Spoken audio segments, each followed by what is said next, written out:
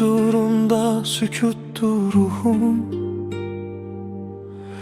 Ey gönül mülkünün tek sahibi yar, senden ayrı düşsem yetimdir ruhum.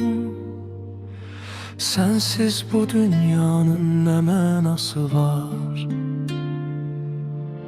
Bir nefes bahşettin torpak canıma, nurunu çektiler gözlerime sen. Düşende kederin ağır anına, ümit tek boylandın sözlerime sen. Ruhum bir kuş gibi çırpınır yine, senin dergahına uçmak isteyir. Dünyanın yükünden yorulup sana ebedi eşkinle kavuşmak isteyir.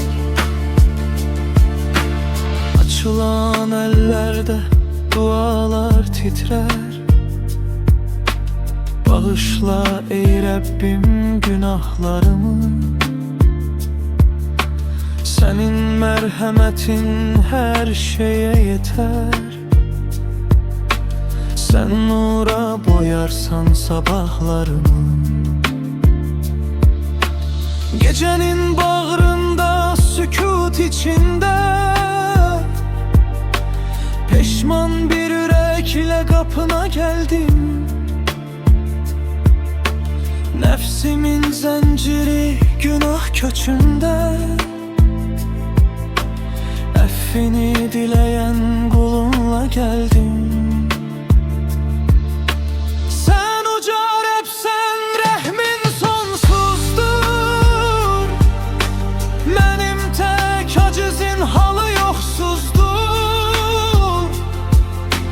Gözümde yaşlarla kalbim kansızdır. Sene sığınmağa tövbeye geldim. Her adım hatadır, her anım keder.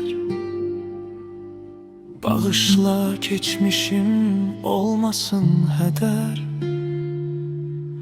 Yalnız sen bilirsen nedir bu kader.